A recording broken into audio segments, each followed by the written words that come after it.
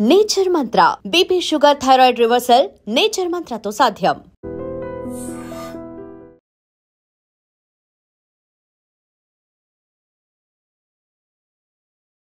Jubilee hills ఉప ఎన్నికల్లో సర్వేలన్నీ BRS వైపే మెజారిటీ చూపిస్తుంది. కానీ గ్రౌండ్ లెవెల్లో కాంగ్రెస్ పార్టీ చాలా బలంగా ఉంది. పోల్ మేనేజ్మెంట్లో కాంగ్రెస్ పార్టీ చాలా బలంగా ఉందని ఒక వార్తలు వస్తుంది.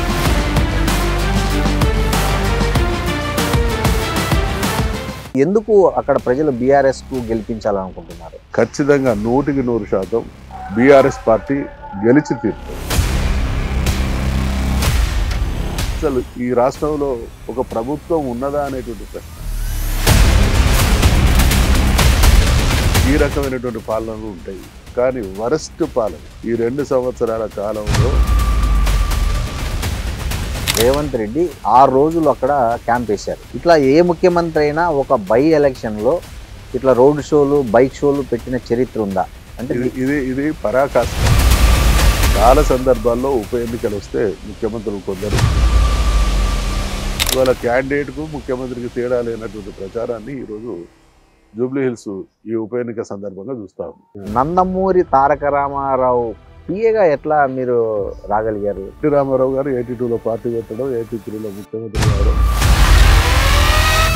రాజకీయాల్లోకి రావాలనే కోరిక చాలా బలంగా ఉండే. మా ఫాదర్ అడుగడుగున నేను ఆపి ప్రతిఘటించి చాలా బీభత్సమైనటువంటి లొల్లి జరిగింది. నన్ను పోలీసు వాళ్ళు మామూలు కొట్టుకుంటారు. తర్వాత ఎట్లా తెలిసిందో కానీ ఎన్టీ రామారావు గారికి తెలిసింది. ఆయన నన్ను పిలిపించుకుంది. 6 నెలలు ముందే తెలంగాణ ఉద్యమానికి మద్దతుగా వెళ్ళారు, అదేవిధంగా కేసీఆర్కు దగ్గరగా వెళ్ళారు. సో ఆ కాన్ఫిడెన్స్ ఎలా వచ్చింది మీకు? అంటే ఇప్పుడు కేసీఆర్ గారికి నాకు పరిచయం ఉంది, ఒకే పార్టీలో ఉంది. ఎన్టీఆర్ గారి దగ్గరికి అనేక మంది ప్రదక్షిణలు చేసేది, కానీ కేసీఆర్ గారు ఎప్పుడు పడితే అప్పుడు దేని పడితే వచ్చేవారు. ఆ తదనంతరం నుండి ఈ రోజు వరకు జరిగినటువంటి మేధో మదనాలు అన్నింటిలో కూడా. నమస్తే, open talk with Roddam Srinivas. ఇవాల్టి మన గెస్ట్ ఎవరో కాదు, తెలంగాణ రాష్ట్ర తొలి సభాధ్యక్షుడు మధుసూదనాచారి. సిరికొండ మధుసూదనాచారిగా ఆయన ఫేమస్ అయ్యారు. తెలంగాణ ప్రాంతంలో ఒక వెనుకబడిన జిల్లా నుంచి ఆయన అంచెలంచెలుగా ఎదుగుతూ ఇవాళ ఒక మాజీ స్పీకర్గా ఉన్నారు. అదేవిధంగా మండలిలో బీఆర్ఎస్ ప్రతిపక్ష నేతగా కూడా పనిచేస్తున్నారు. ఇవాళ రకరకాల అంశాలపై ఆయనతో మాట్లాడదాం. నమస్తే మధుసూదనాచారి. నమస్కారం సార్. మీకు, మీ యాజమాన్యానికి, ప్రేక్షకులందరికీ కూడా హృదయపూర్వకమైనటువంటి ధన్యవాదాలు, అభినందనలు, నమస్కారాలు. సార్, జూబ్లీ హిల్స్ ఉప ఎన్నికల్లో సర్వేలన్నీ బీఆర్ఎస్ వైపే మెజారిటీ చూపిస్తున్నాయి. కానీ గ్రౌండ్ లెవెల్లో కాంగ్రెస్ పార్టీ చాలా బలంగా ఉంది. పోల్ మేనేజ్మెంట్లో కాంగ్రెస్ పార్టీ చాలా బలంగా ఉందని ఒక వార్తలు వస్తున్నాయి. మీరు కూడా బై ఎలక్షన్లో చాలా రోజుల నుంచి ప్రచారం చేస్తున్నారు. పర్సనల్గా చెప్పండి, అంటే ఎలా ఉంది? ఎందుకు అక్కడ ప్రజలు బీఆర్ఎస్కు గెలిపించాలనుకుంటున్నారు? ప్రజాస్వామ్యం ప్రజలకు ఇచ్చినటువంటి ఒక అద్భుతమైనటువంటి ఆయుధం ఓటు. పాలకులకు కానీ ప్రజలకు కానీ ఈ ఓటుకు ఉండేటువంటి మహత్తరమైన శక్తి ఏంటంటే, ఒకటి హక్కు, రెండవది బాధ్యత. హక్కు అనేది నీవు ఓటేసిన తర్వాత గెలిచినటువంటి వారి మీద నీ సమస్యల పరిష్కారానికి వారిని ప్రశ్నించేటువంటి హక్కు ఇచ్చేది ఓటు. అదేవిధంగా బాధ్యత, నువ్వు ఎన్నుకోబోయే వ్యక్తి నీ జీవితంలో నువ్వు ఆశించినటువంటి మార్పు, సమాజానికి ఉపయోగపడేటువంటి వాళ్ళకు ఓటు వేస్తున్నవా లేదా అనేటువంటి విచక్షణతో కూడినటువంటి బాధ్యత కూడా, ఈ 2 కలిపి ఓటర్కు ఇవ్వబడినటువంటి ఒక వజ్రాయుధం. ఖచ్చితంగా 100% జూబ్లీ హిల్స్ ఉప ఎన్నికల్లో బీఆర్ఎస్ పార్టీ గెలిచి తీరుతుంది. ఒకటి, మా అభ్యర్థి గతంలో ఎమ్మెల్యేగా పనిచేసినటువంటి గోపీనాథ్ గారు చేసినటువంటి సేవలు కావచ్చు, వారి అకాల మరణం కావచ్చు. రెండవది, హైదరాబాద్ మహానగరంలో గత జనరల్ ఎన్నికల సందర్భంగా ఈ హైదరాబాద్ మహానగరానికి సంబంధించినటువంటి ప్రజలు ఇచ్చినటువంటి తీర్పు నేపథ్యం, వారి విచక్షణ, హైదరాబాద్ మహానగర ప్రజలకు ఓటును ఏ రకంగా సద్వినియోగం చేసుకొని ఎవరిని గెలిపించాలి అనేటువంటి విషయంలో స్పష్టత ఉండి గత ఎన్నికల సందర్భంగా బీఆర్ఎస్ పార్టీకి అఖండమైనటువంటి మెజార్టీని మహానగరం కానీ ముఖ్యమంత్రి రేవంత్ రెడ్డి గెలిపించడం జరిగింది. దీనికి కారణం ఏంటంటే కేసీఆర్ గారి హయాంలో కొనసాగినటువంటి పాలన, ఐటీ రంగంలో కేటీఆర్ గారు చేసినటువంటి కృషి కూడా రెండు సమ్మిళితమై గత శాసనసభ ఎన్నికల సందర్భంగా హైదరాబాద్ నగరంలో మాకు భారీ మెజార్టీ వచ్చింది. ఈ 2 సంవత్సరాల కాలంలో అసలు ఈ రాష్ట్రంలో ఒక ప్రభుత్వం ఉన్నదా అనేటువంటి ప్రశ్న. ప్రభుత్వాలు ఉండేది 3 రకాల ప్రభుత్వాలు. ప్రజలకు అద్భుతమైనటువంటి సేవ చేసి మెరుగైనటువంటి పాలన అందించేటువంటి ప్రభుత్వాలు ఉంటాయి. పర్లేదు ప్రభుత్వం నాట్ బ్యాడ్, నాట్ గుడ్, ఈ రకమైనటువంటి పాలనలు ఉంటాయి. కానీ వరస్ట్ పాలన ఈ 2 సంవత్సరాల కాలంలో కాంగ్రెస్ ప్రభుత్వం, రేవంత్ రెడ్డి నాయకత్వం చుక్కలు చూపించని రంగం వర్గం ఎవరన్నా ఉన్నారు అని అంటే ఒక్కరు కూడా మిగలరు. అందుకనే ఖచ్చితంగా గతంలోనే కాంగ్రెస్ పార్టీని నమ్మని హైదరాబాద్ ఓటర్లు ఈ 2 సంవత్సరాల కాలంలో జరిగినటువంటి నిర్వాకాన్ని చూసినాక ముమ్మాటికి తెలంగాణ ప్రజలందరి మనసుల్లో గూడు కట్టుకున్నటువంటి ఆవేదనకు అనుగుణమైనటువంటి తీర్పునిచ్చి కాంగ్రెస్ పార్టీకి తగిన గుణపాఠం చెప్పారు. సార్, రేవంత్ రెడ్డి ఒక ముఖ్యమంత్రి రేవంత్ రెడ్డి 6 రోజులు అక్కడ క్యాంప్ వేశారు. అంటే గతంలో మీరు చాలా రోజుల నుంచి దగ్గర 1980 నుంచి రాజకీయాల్లో ఉన్నారు. ఇట్లా ఏ ముఖ్యమంత్రి అయినా ఒక బై ఎలక్షన్లో ఇట్లా రోడ్ షోలు బైక్ షోలు పెట్టిన చరిత్ర ఉందా? అంటే ఇది పరాకాష్ట. చాలా సందర్భాల్లో ఉప ఎన్నికలు వస్తే ముఖ్యమంత్రులు కొందరు వారు ప్రత్యక్షంగా రాకుండా వారి మంత్రులకు వారి కార్యకర్తలకు వాళ్ళు చేసినటువంటి అభివృద్ధి కార్యక్రమాల ద్వారా ఓటు అడగండి అనేటువంటి సూచనలు ఇచ్చినటువంటి సందర్భాలు ఉన్నాయి. ఆ రకంగా ప్రచారం చేయబడ్డ రోజులు కూడా చూసినాం. కొన్ని సందర్భాల్లో కొంత మనం పోతే ఇంకా ఆ మార్జిన్ పెరగడం కానీ లేకుంటే ఖచ్చితంగా గెలుపును కన్సాలిడేట్ చేసుకోవడం కానీ గెలుస్తాం, కానీ ఇంకా కన్సాలిడేషన్ జరగాలి, ఇంకా కొంత మెజార్టీ మెరుగైనటువంటి మెజార్టీ రావాలి. దాని ఫలితం ఇతర నియోజకవర్గాల మీద కూడా కొంత ప్రభావం భవిష్యత్తులో చూపించాలనేటువంటి ఆలోచనతో కూడా కాస్త సమయం ఇచ్చి 1-2 ప్రోగ్రాం చేసినటువంటి రోజులు ఉన్నాయి. ఇవాళ క్యాండిడేట్కు ముఖ్యమంత్రికి తేడా లేనటువంటి ప్రచారాన్ని ఈరోజు జూబ్లీ హిల్స్ ఈ ఉప ఎన్నిక సందర్భంగా చూస్తాము. దీంట్లో మనం అంటే ఒక ప్రచారంతో పాటు ఆయన ప్రవర్తిస్తున్న ఆయన మాటల తీరు కానీ, ఆయన తీసుకుంటున్నటువంటి నిర్ణయాలు కానీ, ఆయన థ్రెడ్ చేస్తున్నటువంటి తీరు కానీ, ఒకటి ఆగమేఘాల మీద మంత్రి వర్గాన్ని విస్తరించి ఆ ప్రాంతాన్ని ప్రభావితం చేస్తాడు, ఆ కమ్యూనిటీ కూడా కొంత పోలరైజ్ అవుతుంది అనేటువంటి ఉద్దేశంతో మంత్రి వర్గ విస్తరణ. అజారుద్దీన్ మంత్రివర్గంలో ఏమైనా ఎఫెక్ట్ చూపిస్తుందంటారా? ఎందుకంటే అక్కడ ముస్లిం ఓట్లు 33% ఓట్లు ఉన్నాయి జూబ్లీ హిల్స్. ఎవరో ఒకరికి అవకాశాలు రావడం ద్వారా ఏదో జరుగుతున్నటువంటి భ్రమ ప్రజలకు ఉండదు. అసలు నాకేం జరిగింది ఇవాళ ఇది ఈ మంత్రివర్గ విస్తరణ కూడా మమ్మల్ని నమ్మించడం కోసం చేసినటువంటి వాళ్ళ దుర్బుద్ధితో కూడుకున్నదే తప్ప చిత్తశుద్ధి ఉంటే ఆ రోజే చేయాల్సి ఉండే కదా. ఆ రోజు చేయనటువంటి వ్యక్తి ఓటమి, ఈ సర్వేలన్నీ కూడా ఓటమి అనివార్యం అనేటువంటిది ఇండికేట్ చేస్తూ ఉంటే కాస్త ఇవాళ ముఖ్యమంత్రికి కూడా తెలుసు. ఎందుకు అంటే ఓటమి ఖాయం కాంగ్రెస్ పార్టీకి, నా నాయకత్వాన జూబ్లీ హిల్స్ ఉప ఎన్నికలో ఓడిపోతున్నాం అనేటువంటి విషయం ఆయనకు స్పష్టం. ఆయన ఆవేదన అంతా ఆయన పొంచి ఉన్నటువంటి ప్రమాదం. పొరపాటున డిపాజిట్ స్థాయిలోనో లేదా భారీ మెజార్టీతోనో ఓడిపోతే నిమిషాల మీద నా పదవికి ఎసరు వస్తుంది అనేటువంటి ఆందోళనతో ఉన్నారు. కాబట్టి కొంచెం ఓటమిలో కూడా ఫేస్ సేవింగ్ కోసం చేసేటువంటి ప్రయత్నమే తప్ప ఏ కాంగ్రెస్ పార్టీ నాయకుడికి కానీ స్వయంగా ముఖ్యమంత్రికి కానీ ఆ నమ్మకం లేదు. చూస్తున్నటువంటి మాటల తీరు దానికి నిదర్శనం. ఇప్పుడు రేవంత్ రెడ్డి తన ప్రసంగాల్లో పదే ఒకటి విమర్శిస్తున్నారు. ఎవరైతే జూబ్లీ హిల్స్లో అభివృద్ధి లేదు, ఏమీ జరగలేదు, మొత్తం అంతా మురికివాడలు ఉన్నాయని విమర్శిస్తున్నారో అదే వ్యక్తి, అదే మున్సిపల్ శాఖ చేసిన 10 ఏళ్ళు చేసిన వ్యక్తి ఏం పీకాడు 10 ఏళ్లలో అని ఆయన డైరెక్ట్ ఇదే లాంగ్వేజ్ మాట్లాడుతున్నాడు. ఇప్పుడు మేము అంటే వయసులో కానీ అనుభవంలో కానీ రేవంత్ రెడ్డి గారి కంటే వయసులో అనుభవంలో పెద్దవాళ్ళు. ఆ భాష ఒక ముఖ్యమంత్రి ప్రవర్తన అనేది సమాజాన్ని ప్రభావితం చేస్తుంది. ఈ రకమైనటువంటి భాష ద్వారా ఆయన ఆ స్థాయిని దిగజారుస్తున్నాడు. ఈ భాష వెనుక ఉన్నటువంటి ఆంతర్యం ఏంటంటే ఆయన ఎంతటి అభద్రతలో భయంలో ఉన్నాడన్నది నిదర్శనం. ఎదుటి వాళ్ళ మీద ఎప్పుడు ఎవరన్నా ఒక గొప్ప వ్యక్తి, తన మీద తనకు ఆత్మవిశ్వాసం ఉన్నటువంటి వ్యక్తి ఎంత హుందాగా ప్రవర్తిస్తాడు.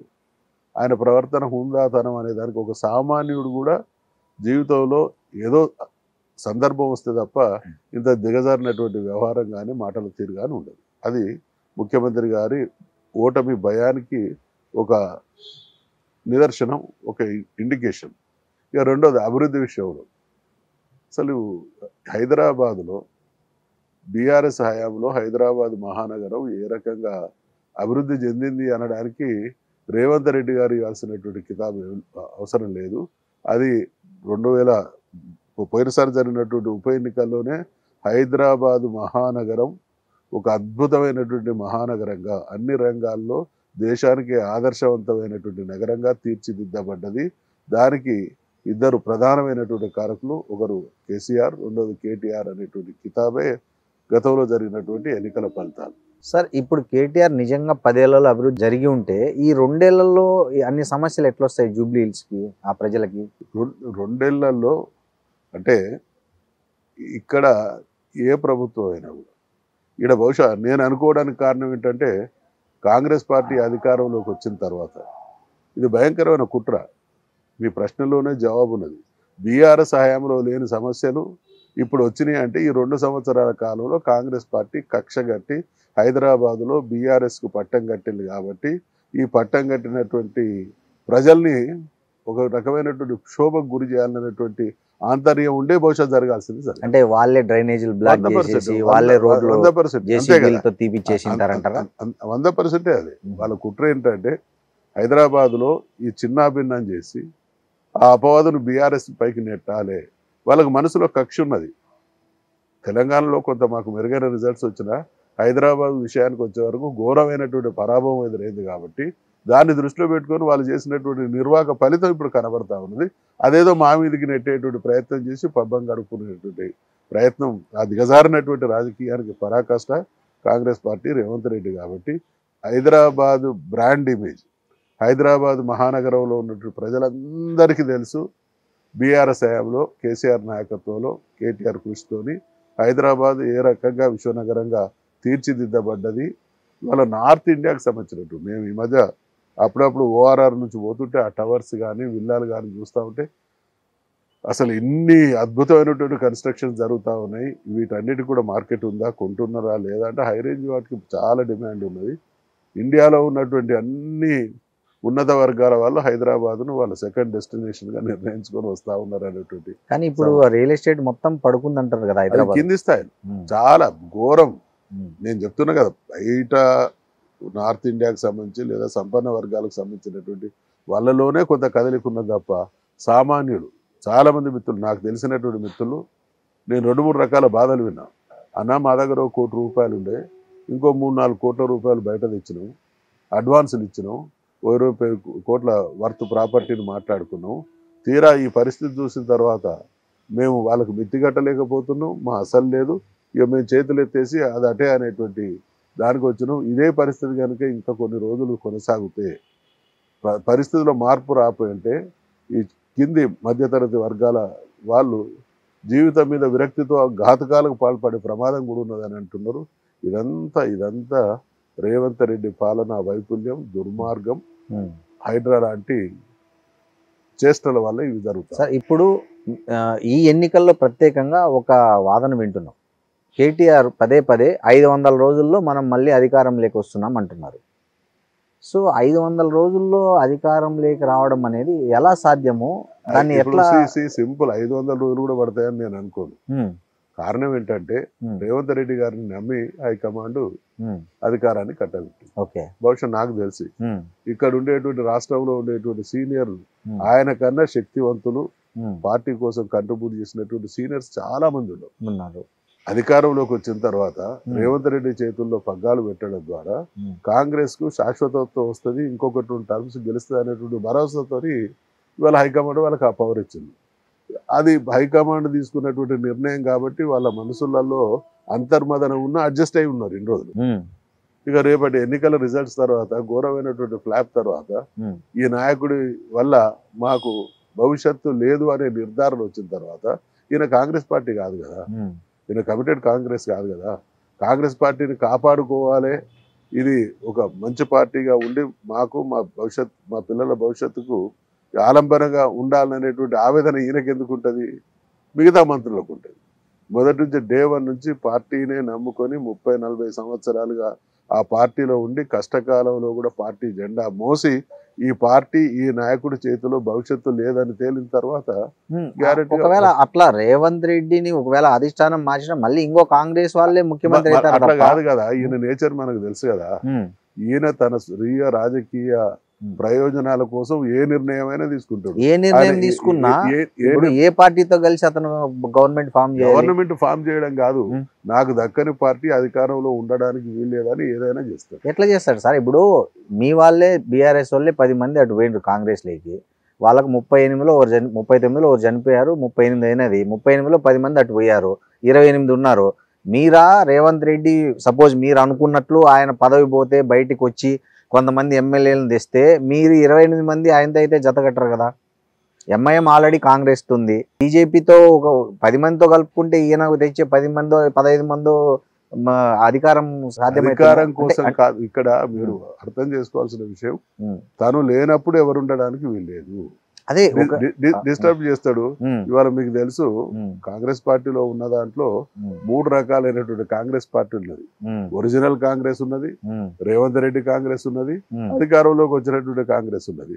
ఎవరైనా పవర్ పాలిటిక్స్ లో వాళ్ళ భవిష్యత్తు వాళ్ళ అధికారమే ప్రధానంగా ఆలోచించుకుంటారు. కాబట్టి ఒకసారి డిస్టర్బ్ అయినాక ఏ నిర్ణయమైనా తీసుకోవచ్చు, అది దేనికైనా దారి తీయచ్చు. అంటే మీరు చెప్పేది రేవంత్ రెడ్డి బయటకు వచ్చినాక ప్రభుత్వాన్ని మెజారిటీ తగ్గించి లేకుండా చేస్తే అప్పుడు బీజేపీ గవర్నమెంట్ ఇక్కడ గవర్నర్ ద్వారా ప్రభుత్వాన్ని పడగొడుతుందని కన్ఫ్యూజన్ వస్తుంది.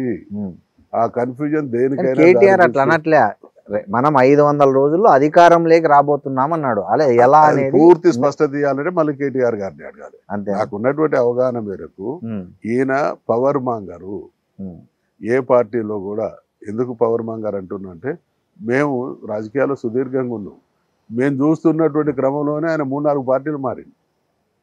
ఆయన స్వయంగా ఒప్పుకున్నాడు, నా బిగినింగ్ నా అక్షరాభ్యాసం ఏబీవీపీ బీజేపీకి అనుబంధంగా జరిగింది. ఆ తదనంతరం నేను బీఆర్ఎస్లో పోయినా, ఆ తదనంతరం నేను తెలుగుదేశం పార్టీలో అన్నీ నేర్చుకున్నా, ఇప్పుడు ఉద్యోగరీత్యా వీడికి వచ్చిన అంటున్నాడు. ఈ ల్యాడర్ నిచ్చెన మెట్లు ఎక్కడం అనేది ఆయనకు అలవాటు. కాబట్టి అల్టిమేట్గా ఆయన రాజకీయ ప్రయోజనాల కోసం ఏ నిర్ణయం అనేది తీసుకుంటాడో ఒక భాగం. 2, ఆయన రాజకీయ ప్రయోజనాల కోసం కాంగ్రెస్ పార్టీ సర్వనాశనం కాకుండా చూసుకోవాల్సినటువంటి అవసరం ఉన్నటువంటి నాయకత్వం ఇంకొక రకం కన్ఫ్యూజన్ వస్తుంది. ఫర్దర్ క్లారిటీ కావాలంటే కేటీఆర్ గారు. సార్ ఇంకోటి, ఈ ఎవరైతే డిఫెక్టివ్ ఎమ్మెల్యేస్ ఉన్నారో వాళ్ళ వ్యవహారము పెద్ద రచ్చరచ్చగా మారింది. మీరు స్పీకర్గా కూడా పనిచేశారు 10 ఏళ్ళు. సో ఇప్పుడు నడుస్తున్నది ఎంతవరకు కరెక్ట్? ఇప్పుడు మీ పార్టీ నుంచి అటు పోయినారే వాళ్ళను డిస్క్వాలిఫై చేయడం అనేది కరెక్టా? వాళ్ళ మీద చర్యలు తీసుకోవడం అనేది కరెక్ట్ అంటారా? ఇప్పుడు ఈ డిస్క్వాలిఫికేషన్ విషయంలో కూడా దేశంలో కొంత గందరగోళం ఉన్నది. అయితే సుప్రీంకోర్టు స్థాయిలో అంతగా చాలా స్ట్రింజెంట్గా, ఇప్పుడు సుప్రీంకోర్టు అనేది ఎవరికి వ్యతిరేకం కాదు. ఈ దేశ సార్వభౌమాధికారం, ఈ దేశ ప్రజాస్వామ్యం ప్రపంచ దేశాల దృష్టిలో అత్యుత్తమైనటువంటి ప్రజాస్వామిక వ్యవస్థ ఏది అని అంటే అది భారతదేశం అని వింటున్నాం. ప్రపంచం కూడా దాన్ని యాక్సెప్ట్ చేస్తూ ఉన్నది. అయితే అటువంటి స్థితికి కలంకం వస్తూ ఉన్నది. ఆ గౌరవం శాశ్వతంగా కొనసాగాలనేటువంటి ఉద్దేశంతో సుప్రీంకోర్టు చాలా సహేతుకమైన నేను ఇందాక చెప్పినటువంటి గౌరవం ఇన్వోలింపై చేసే విధంగా సూచనలు ఇచ్చిన తర్వాత దాన్ని సీరియస్గా పరిగణలోకి తీసుకోవాల్సినటువంటి అవసరం ఉంది అయితే నా భావన. అల్టిమేట్గా స్పీకర్ ఏం తీసుకుంటాడు, కోర్టు ఏం చెప్తుంది అనేది ఇట్ ఈస్ ది ఇక ఫైనాలిటీ, దానికి మించి ఏముండదు. కానీ ఒక స్పీకర్గా పనిచేసినటువంటి అవగాహన, అనుభవం, పరిస్థితులను చూసిన తర్వాత ఇంకొకటి ఏంటంటే, ఈ దేశంలో ఇప్పుడు ఎన్ని రకాల చట్టాలు తీసుకొచ్చినప్పటికీ ఈ ఫిరాయింపులు అనేది జరుగుతూ ఉన్నది. ఇది మంచి సంకేతం అయితే కాదు. సార్ ఇప్పుడు మరి మీరు స్పీకర్గా ఉన్నప్పుడు కూడా కొన్ని పార్టీ ఫిరాయింపులు జరిగాయి, వాటి గురించి ఏం మాట్లాడతారు? ఇప్పుడు 2 రకాలండి. ఒకటి, మేము ఆ రోజు పార్టీలు మెర్జ్ అయినాయి. రెండవది తెలంగాణ రాష్ట్రాన్ని చాలా సుదీర్ఘమైనటువంటి చరిత్రాత్మకమైనటువంటి త్యాగాలతో కూడినటువంటి పోరాటం తర్వాత సాధించుకున్నాం.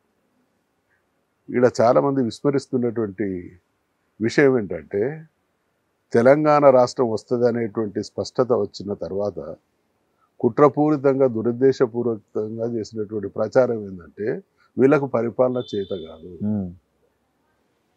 వీళ్ళకు నీళ్ళు ఎక్కడి నుంచి వస్తాయి, వీళ్ళకు నిధులు ఎక్కడి నుంచి వస్తాయి, వీళ్ళకు వనరులు ఎక్కడి నుంచి వస్తాయి అని గెలిచినటువంటి ప్రభుత్వం సజావుగా సాగకుండా దాన్ని డిస్టెబిలైజ్ చేసేటువంటి కుట్రలు జరిగినాయి.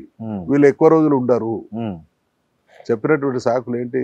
వీళ్ళకు పాలన చేత కాదు, వీళ్ళకి నీళ్ళు ఎక్కడి నుంచి వస్తాయి, వీళ్ళకి నిధులు ఎక్కడి నుంచి వస్తాయి, వీళ్ళకి వనరులు ఎక్కడి నుంచి వస్తాయి అంటే కేసీఆర్ గారు మనందరికైనా కూడా చాలా దూరదృష్టి కలిగినటువంటి నాయకుడు. స్పష్టమైనటువంటి ఎదుటి వాళ్ళ మాటల్లోని ఆంతర్యాన్ని అంతరార్థాన్ని గ్రహించి దాన్ని ఏ రకంగా తిప్పికొట్టాలనేటువంటి వ్యూహాత్మక రాజకీయ నైపుణ్యం ఆయనకు పరిపాటి. సో వాళ్ళు అప్పుడు వీళ్ళు 63 మందే ఉన్నారు కాబట్టి ఏదో కన్ఫ్యూజన్ చేసి 5-10 మందిని డిస్టర్బ్ చేస్తే ప్రభుత్వాన్ని డిస్టర్బలైజ్ చేయొచ్చు అనేటువంటి దానికి కుట్రలు మొదలైనవి.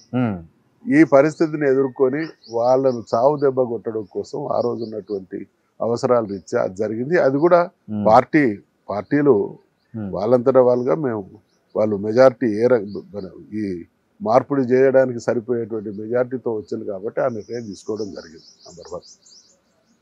నంబర్ 2, ఇప్పుడు అట్లా కాదు కదా. ఇప్పుడు అట్లా కాదు. రెండవది మీరు అందరూ చూసింది చాలా స్పష్టంగా. మీకు గతాన్ని గుర్తు చేస్తున్నా. ఎన్నికల మేనిఫెస్టో సందర్భంగా, ఎలక్షన్ల క్యాంపెయిన్ సందర్భంగా రేవంత్ రెడ్డి గారు కానీ కాంగ్రెస్ పార్టీ కానీ అన్నటువంటి మాట ఏంటంటే ఎవరైనా ఎమ్మెల్యేలు రాదలుచుకుంటే రాజీనామా చేసి రావాలి. They are on record, there అవును అన్నాడు, చేయాలని అన్నారు. వచ్చేలా ఒకలన్నా నంబర్ 1. నంబర్ 2, వచ్చిన తర్వాత వేరే పార్టీలలో టికెట్లు ఇచ్చి కూడా గెలిపించారు. ఇక అంత డైరెక్ట్గా ఇంత స్థాయికి దిగజారి వాళ్ళు అన్నటువంటి మాటనే ఏ ఒక్కటి కూడా ఆచరించినటువంటి దాఖలాలు లేవు. కాబట్టి మేము కూడా స్పీకర్ గారికి సూచన చేస్తున్నాం. This is my suggestion.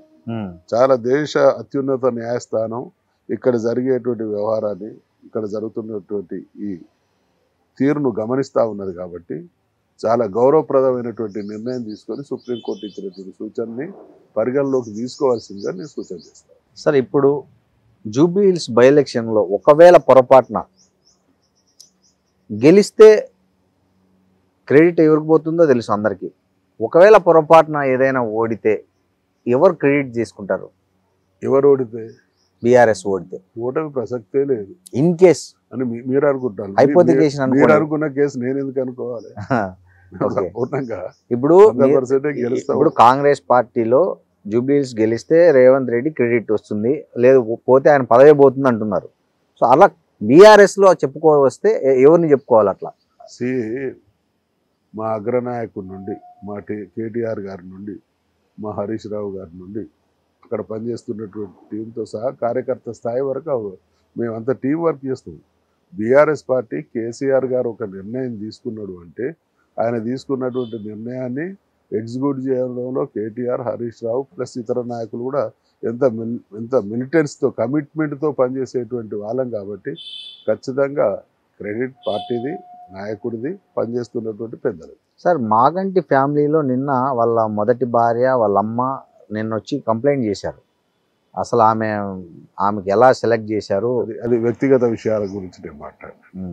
అది వాళ్ళ కుటుంబంలో ఏం జరుగుతుంది అల్టిమేట్గా ఇది ఎలక్షన్, వాళ్ళు నామినేషన్ వేసిండ్రు, అది అప్రూవ్ అయింది, ఎలక్షన్ కోర్టులాడుతున్నాం. కుటుంబ విషయాలు ఏదన్నా ఉంటే వాళ్ళు కోర్టులలో ఇతరతర పెద్దల సమక్షంలో తెలుసుకోవాలి. అటువంటి వ్యక్తిగతమైనటువంటి విషయాలకు నేను మాట్లాడాను. సార్, ఈ జూబ్లీ హిల్స్లో ప్రధానంగా పోటీ కాంగ్రెస్ వర్సెస్ బీఆర్ఎస్ అని చెప్పొచ్చా? అది అందరనేటువంటి మాట. నేను బీజేపీ రోల్ ఏంటి దీంట్లో? అంటే బీజేపీ ప్రభావం ఎంత ఉండబోతుంది? బీజేపీ ప్రభావం ఎంత ఉండదు అనేది ఓటర్ తెలుస్తాడు. అయితే ఒక రాజకీయ పార్టీగా, దేశంలో అధికారం ఉన్నటువంటి పార్టీగా ఏ పార్టీ కానీ ఎన్నికల బరిలో దిగిన తర్వాత తమ సర్వశక్తులను ఒడ్డి పోరాడుతుంది. ఇది ఒక భాగం. కానీ గెలుపు ఎప్పుడు ఒక పార్టీదే ఉంటుంది. ప్రధానమైనటువంటి ప్రత్యర్థులు ఎవరు అనేది కూడా కొంత క్లారిటీ ఉంటుంది. ఈరోజు జూబ్లీ హిల్స్ విషయానికి వస్తే గెలుస్తున్నటువంటి పార్టీ బీఆర్ఎస్ పార్టీ, తర్వాత ప్రత్యర్థిగా ఉన్నటువంటి party Congress party. Sir MIM support చేసింది కాంగ్రెస్కు. అక్కడ అభ్యర్థి లోకల్ చాలా కాలం నుంచి ఆయన గ్రౌండ్ ప్రిపేర్ చేసుకుంటున్నాడు. సో ఈమె లేడీ మీ పార్టీ ఒకటి, రెండు అక్కడ ఏంటంటే మంత్రులు, సీఎం, మొత్తం అధికార వ్యవస్థ అంతా అక్కడ మోహరించింది. ఎంఐఎం ముస్లిం ఏదైతే 33% ఓట్ బ్యాంక్ ఉన్న ముస్లింలు ఉన్నారో అక్కడ ఎంఐఎం ఓపెన్గా కాంగ్రెస్ సపోర్ట్ చేసింది, కమ్యూనిస్టు సిపిఐ సిపిఎం కూడా సపోర్ట్ చేశాయి. ఇన్ని శక్తుల మధ్య గెలుస్తారనే ఎట్లా ఆశాభావం? ఇప్పుడు మీరు చెప్పిన వాళ్ళు ఉన్నారు కదా, ఓట్లేసేది వీళ్ళ, వాళ్ళ ప్రభావం ఉండదంటారా? ప్రజలు ముస్లింల్లో ఎవరి ప్రభావం ఉండదు. ఓకే, కొన్ని సందర్భాల్లో కొంత మేరకు పనిచేస్తాయి తప్ప కాస్త రెండు పార్టీల మధ్య, వ్యక్తుల మధ్య దగ్గరి పోలికలు, ఇదైనా పర్లేదు అదైనా పర్లేదు అన్నప్పుడు మనలాంటి వాళ్ళది మీలాంటి వాళ్ళది ఇటువంటి పెద్దలది ప్రభావం ఏమైనా ఉంటుంది తప్ప చాలా స్పష్టంగా అసలు చేసుకున్నటువంటి శాపమా పాపమా ఈ కాంగ్రెస్ పార్టీని మూయడం అనేటువంటి భావన ప్రతి ఒక్కరిలో ఉన్నటువంటి తరుణంలో ఇవేవి వీటికి అతీతంగా మీకు మనం ఇక్కడ అర్థం చేసుకోవాల్సింది ఇండియన్ డెమోక్రసీకి ఉన్నటువంటి గొప్ప గుణం ఏంటంటే, నేను చూస్తున్నా ఆంధ్రప్రదేశ్ రాజకీయాల్ని నేను ఒక 40 ఏళ్ళుగా చూస్తున్నా. ఇదే ప్రజలు కాంగ్రెస్కి పట్టం కట్టింది చాలా సంవత్సరం, ఇదే ప్రజలు తెలుగుదేశం పార్టీకి పట్టం కట్టింది, ఇదే ప్రజలు బీఆర్ఎస్ కట్టింది. ఒకటే 1-2 ఇయర్స్ డిఫరెన్స్తోని వాళ్ళ దాకా తిరుగులేని అధికారం ఇచ్చినటువంటి ప్రజలు మళ్ళీ రివర్స్ మనం మ్యాండేట్ ఇచ్చినటువంటి సందర్భాలు కూడా అన్ని. కారణం వాళ్ళు నమ్మినటువంటి వాళ్ళు ద్రోహం చేసింలా మంచి చేసింలా అనేది వాళ్ళ మనసులలో సెటిల్డ్ ఒపీనియన్ ఉంటుంది. కాబట్టి కన్ఫ్యూజన్ అన్నప్పుడు ప్రభావం చూపించవచ్చు, కానీ సెటిల్డ్ ఒపీనియన్ అన్నప్పుడు ఎవరి ప్రభావం ఉండదు. ఇవాళ తెలంగాణలో, హైదరాబాద్లో, జూబ్లీ హిల్స్లో ఓటరు మహాశయులందరి మనోపలకాల మీద ఎవరిని వదిలించుకోవాలి, ఎవరిని గెలిపించుకోవాలనేటువంటి స్పష్టత వచ్చింది అనేది నా భావన. వెనుకబడిన ఒక జిల్లా నుంచి సిరికొండ మధుసూదనాచారి ఈ స్థాయికి రావడం అనేది మామూలు విషయం కాదు. దాని వెనక ఎంతో కష్టం ఉంటుంది, ఎంతో సాధన ఉంటుంది, ఎంతో త్యాగం ఉంటుంది, ఎంతో పట్టుదల ఉంటుంది, ఎంతో బాధలు ఉంటాయి, ఎంతో కన్నీరు ఉంటుంది కనిపించింది పైకి. సో మీ చైల్డ్హుడ్లో మీరు ఊహించారా నేను ఒక పొలిటీషియన్ అయిదా అని? అయితే అసలు మీ ఫ్యామిలీ బ్యాక్గ్రౌండ్ గురించి చెప్పండి ఫస్ట్. మా నాయన పేరు సిరికొండ వెంకట నరసయ్య చారి, మా అమ్మ పేరు వెంకటలక్ష్మి. మా నాయనగారు బంగారు పనిచేసే ఊళ్ళల్లో హౌసులోళ్ళు అంటారు. అంటే మీ ఊర్లోనే బంగారు పని చేసేవాళ్ళ లేకపోతే షాపా? పని, వర్కర్. ముందు తను ఆ వృత్తి ఆభరణాలు చేసేటువంటి వృత్తిలో ఉండేవాడు. మాది చాలా పెద్ద కుటుంబం. మేము అంటే 8 మంది. నాకు 3 అక్కలు, 3 తమ్ముళ్ళు, ఒక చెల్లె, నేను 4వ వాడిని. చిన్నప్పటి నుండి కూడా మా నాయన కష్టం, చాలా క్రమశిక్షణ కలిగినటువంటి మనిషి. ఆయన ఒకటి ఆత్మవిశ్వాసానికి పెట్టింది పేరు. ఏ పనైనా కాన్ఫిడెన్స్ తో చేసేది, రిజల్ట్ తీసుకుంటాడు. లేకపోతే ఒక స్వర్ణకారుడైంది, అందులో పుట్టిన 4వ సంతానమైన నేను ఈ స్థాయికి రావడం. 8 మందిని చదివించారు. నా విద్యాభ్యాసం చాలా గమ్మత్తుగా, ఫస్ట్ నర్సక్కపల్లె మా సొంతూరులో, తర్వాత నడికూడ, తర్వాత హుస్నాబాద్, తర్వాత హుజరాబాద్, తర్వాత పరకాల, తర్వాత వరంగల్, తర్వాత హైదరాబాద్. హైదరాబాద్లో కూడా 2 చోట్ల. నాకు ఎంఏ ఇంగ్లీష్ ముందు నిజాం కాలేజీలో వచ్చింది. ఒక 2-3 మాసాలు చదువుకున్న తర్వాత మళ్ళీ కాకతీయ యూనివర్సిటీలో కూడా సీట్ వస్తే అక్కడికి వెళ్ళిపోయాను.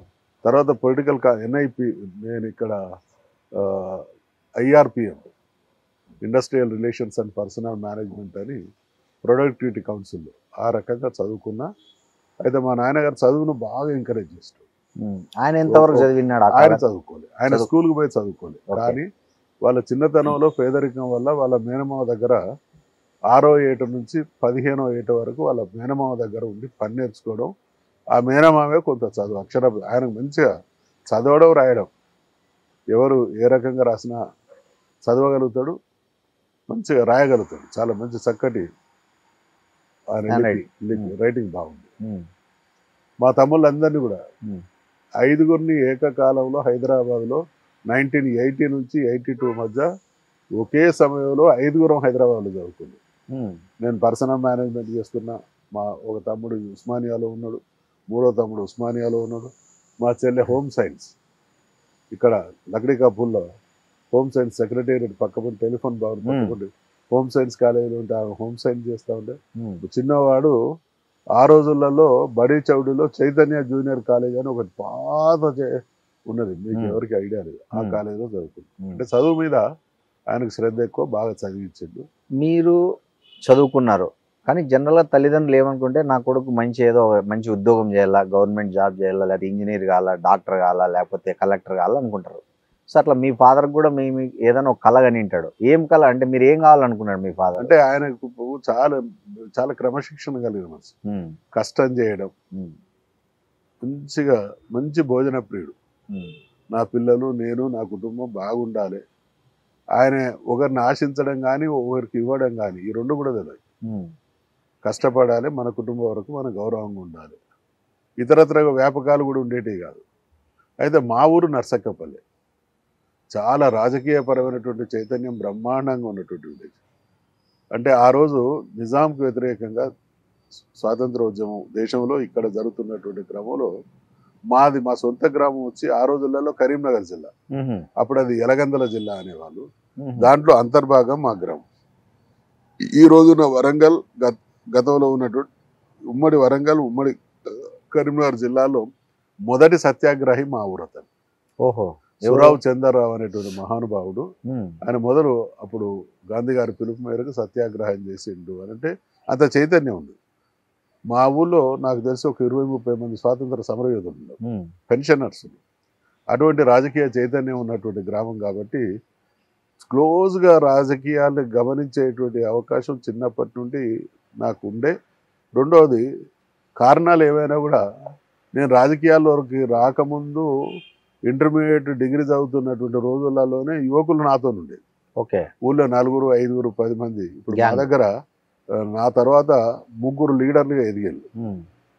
ఒక ఆయన కిషన్ రావు అని కార్పొరేషన్ చైర్మన్గా ఎదిగారు, ఒక ఆయన నాగూర్ల వెంకటేశ్వర్లు అని కార్పొరేషన్ చైర్మన్ స్థాయికి, ఇంకొక పాడి ప్రతాప్ రెడ్డి అని ఆయన భార్య జడ్పీటీసీ, ఎంపీపీ, సర్పంచ్, ఎంపీటీసీ. వీళ్ళంతా కూడా నాతో రాజకీయాల్లోకి వచ్చిన వాళ్ళు, అంటే రాజకీయ చైతన్యం ఉన్నది. వీళ్ళందరూ కూడా చిన్నప్పటి నుంచి నాతో కలిసి పనిచేసిన వాళ్ళు. ఆ రకంగా మొదటి నుంచి నేను యూత్తో కలిసి మెలిసి ఉన్నా కాబట్టి, మా గ్రామంలో రాజకీయ చైతన్యం ఎక్కువ ఉన్నది కాబట్టి ఆ ప్రభావం నా మీద పడ్డది. అయితే మా ఫాదర్ మాత్రమే దీనికి వ్యతిరేకం. మిగతా వాళ్ళు రాజకీయాల్లో ఉన్నటువంటి కుటుంబాలు ఒకప్పుడు గొప్పగా బతికి చివరికి మా నాయన మంచి స్థితికి చేరే టైంకి వాళ్ళకన్నా మేము మెరుగైనాం. రాజకీయాల్లో ఉండడం వల్ల రాజకీయాల్లో ఉన్నటువంటి కుటుంబాల కంటే మీరు మెరుగయ్యారు. మా ఫాదరు మెరుగైంది కాబట్టి రాజకీయాల్లో ఉన్న వాళ్ళు నష్టపోతున్నారు, వాళ్ళు కష్టం చేసిన. అయితే ఆయనకు 2 భయాలు ఉండే. ఒకటి, వాళ్ళు ఉన్న కులాలు, ఒకటి ఆర్థికంగా ఉన్నవాళ్ళు, కులపరంగా కూడా పెద్ద కులాల వాళ్ళే రాణించినప్పుడు అంతంత మాత్రమైనటువంటి మనం రాణించడం కష్టం కాబట్టి ఈ ఇంట్లో రాజకీయానికి అవకాశం లేదు, ఉండకూడదు అని ఆయన భీష్మించేటోడు. చిన్నప్పుడు మీరు మార్కులు తక్కువ వస్తే కొట్టేవాడని విన్నారు? కొట్టడం కాదు, కానీ ఆయనకు ఉన్నటువంటి అలవాటు ఏంటంటే ప్రతిరోజు సాయంకాలం 6 గంటల నుంచి 8 గంటల వరకు పని చేసుకుంటూ మా అందరినీ ఆయన ముందు కూర్చొని చదువుకోవాలి. ఓహో, 2 to 3 hours ఎవ్రీ డే ఆయన కళ్ళ ముందు. మేము 4 కానీ 5 కానీ, అప్పట్లో చిన్న చిమ్నీలు ఉండేటివి, దీపం. అయితే మాకు యాడెడ్ అడ్వాంటేజ్ ఏంటంటే మా ఫాదర్ స్వర్ణకారుడు కాబట్టి ఊత్తా అంటాడు, వెలుగు వస్తా ఉంటాడు. ఈ బంగారు పని చేస్తే ఊతాడు కాబట్టి ఫ్లేమ్ వస్తూ ఉంటుంది. అది ఇది కలిసి కొంచెం వెలుతురు ఎక్కువ ఉండేది. మేము గ్యారంటీగా ఈవినింగ్ 5:30 to 8 వరకు ఆయన కళ్ళ ముందు చదువుకోవాల్సిందే, రాసుకోవాల్సిందే. ఒకరికొకరు డిస్టర్బ్ చేసుకున్నా, ఇంకో రకంగా ఉన్నా కూడా గొట్టము, అంటే మా దగ్గర ఊదేది ఉంటే అందించేది, అంటే భయపెట్టేదాకా రాపోయేది. మేము కూడా సిన్సియర్గా, మాకున్న పరిస్థితి ఏంటంటే ఆయన రోజు చూసేది. ఏ రోజు చూడు మా కోసం ఆయన పడుతున్నటువంటి తపన, బాధ కళ్ళ ముందు కనబడేది కాబట్టి మా మీకు నాయన ఏం జీల్ చెప్తున్నా- కలిగింది పైకి ఎదగాలని. అట్లా కానీ మీకు క్లాస్ లో ఫస్ట్ వస్తే రింగులు కూడా ఇచ్చేవాడని కూడా అంటారు. రింగులు ఇచ్చాడు మాకు. మా ఫాదర్ ఏం చేసిందంటే మా ఇంటికి ఉన్నటువంటి ఆయన ఆచారం, ప్రతి కొడుకు మెడలో ఒక బంగారు గొలుసు, వేలికి ఒక ఉంగరం ఆయన ప్రతి ఒక్కరికి ఇచ్చాడు. మా సిస్టర్స్కి ఇచ్చాడు, మాకు ఇచ్చాడు, అందరికి కూడా. ఎప్పుడన్నా నా పరిస్థితి వేరు, రాజకీయాల్లో తిరుగుకుంటూ ఎప్పుడన్నా అనుకోకుండా హైదరాబాద్కి వచ్చినప్పుడు డబ్బులు జరుపుకుంటే ఆ రింగ్ అమ్మితే మళ్ళీ ఇంటికి పోయినాక ఓపెన్ చేసి మళ్ళీ ఒకటి ఇచ్చాడు. ఓకే, అట్లా ఎన్ని రింగులు అమ్ముకుంటారు? చాలానే అమ్ముకుంటారా సార్? నర్సక్కపల్లి నుంచి నందమూరి తారక రామారావు పిఏగా ఎట్లా మీరు రాగలిగారు? ఇది ఒక అద్భుతమైనటువంటి మధురానుభూతి. నేను ఎంఏ ఇంగ్లీష్ చేసిన, పార్టీ ఎన్టీ రామారావు గారు పార్టీ పెట్టిండు, అధికారంలోకి వచ్చింది. నాకు రాజకీయం చెప్తే కదా, ఊరికి రాజకీయం కాబట్టి నేను కూడా ఖచ్చితంగా ఎమ్మెల్యే కావాలని అయి తీరాలనేటువంటి కసితో వచ్చిన. ఒకనొక సందర్భంలో మా ఫాదర్ దీన్ని చాలా తీవ్రంగా వ్యతిరేకించింది. ఆయన అన్నటువంటి మాట ఏంటంటే, నువ్వు తినేది నా తిండి. అప్పటికి నాకు పెళ్ళయింది, 2 కొడుకులు. అప్పటికి ఫాదర్ మీద డిపెండ్. నేను ఆయన కష్టం చేస్తేనే మేము అందరం తినాలి. నాకు 2 కొడుకులు, 80లో ఒక ఆయన, 82లో ఒక ఆయన. ఎన్టీ రామారావు గారు 82లో పార్టీ పెట్టడం, 83లో ముఖ్యమంత్రి కావడం. నాకు 82 ఆయన పార్టీ పెట్టినప్పటి నుంచే మా గ్రామం వరకు ఎన్నికల ప్రచారం చేసి మా టీం మంచి ఓట్లు తీసుకుంది. మా నియోజకవర్గంలో ఆ రోజు టీడీపీ ఓడిపోయినా బాగా ఓట్లు వచ్చిన ఊర్లలో మాదొకటి. మెజార్టీ కాదు కానీ కన్సిడరబుల్ ఓట్స్ వచ్చింది. అయితే నాకు రాజకీయాల్లోకి రావాలనే కోరిక చాలా బలంగా ఉండే. మా ఫాదర్ అడుగడుగున దాన్ని ఇష్టపడేది కాదు, అడ్డుపడేది. ఫైనల్గా ఆయన ఒప్పుకున్నాడు. నీ ఇష్టం అన్నాడు, ఒప్పుకోలే. ఆయన నీ ఇష్టం అన్న తర్వాత నాకు భయం వేసింది. భయం వేసి మరి పోవాలా వద్దా అని ఒక నెల రోజులు నేను అంతర్గతంగా, నా వయసు అప్పుడు 25 సంవత్సరాలు, చాలా ఘర్షణ పడ్డా, పోవాలా వద్దా. నేను వేసుకున్న ప్రశ్న ఏంటంటే, 1947లో దేశానికి స్వాతంత్రం వచ్చింది, 82లో నా అంతర్మదనం ఘర్షణ ఏమని, ఈ దేశంలో రాజ్యాధికార విభజన ఎట్లా జరుగుతుంది, రాజ్యాధికార విభజన ఎట్లా జరుగుతుంది అంటే నాకు క్లారిటీ వచ్చింది. ఒకటి, దేశానికి స్వాతంత్రం వచ్చిన తర్వాత భూస్వాములు, ఈ పెత్తందారులు, రకరకాల ఆధిపత్యలో అప్పటి వరకు కొనసాగిన వాళ్ళంతా గాంధీ టోపీ పెట్టిళ్ళు, ఎమ్మెల్యేలైన మంత్రులు. రెండవది, పూజ్య అంబేద్కర్ గారి రాజ్యాంగం వల్ల కొన్ని వర్గాలకు వచ్చింది. కొందరు అధికారంలో ఉన్నటువంటి వాళ్ళ మెప్పు పొంది వాళ్ళకు సన్నిహితంగా ఉండి సలహాల రూపేణా, మాటల రూపేణా రకరకాలుగా ప్రభావితం చేసి అవకాశాలు తీసుకుంటున్న వాళ్ళు కొందరు. ఇక కులం, మాకు బలమైన కులం, మాకు ఇవ్వకపోతే మీ సంగతి తేలుస్తామని థ్రెడ్ చేసి అధికారంలోకి వస్తున్నటువంటి వాళ్ళు కొందరు. కొందరు ఎలక్షన్స్ రాగానే ఓ 100 మందో 1000 మందినో మీటింగ్ పెట్టి లేదా ముఖ్యులను కలుసుకొని ఇన్ఫ్లుయెన్స్ చేసి ఎంతో కొంత అవకాశం తీసుకునేటువంటి వాళ్ళు. మా కులం వెళ్ళలేదు, ఈ 5 వెళ్ళలేదు. అప్పుడు నేను వర్గీకరించుకునేది ఏంటంటే, ఈ దేశంలో రాజ్యాధికారంలో ఉన్న కులాలు, రాజ్యాధికారంలో లేని కులాలు రెండే. నేను వర్టికల్ క్లాసిఫికేషన్ రెండే కనబడ్డాయి నాకు. రాజ్యాధికారంలో ఉన్న కులాలు, రాజ్యాధికారంలో లేని కులాలు. నాది రాజ్యాధికారంలో లేని కులం. దీన్ని రాజ్యాధికారంలో భాగస్వామి అయిన కులంగా నేను తయారు చేయాలి.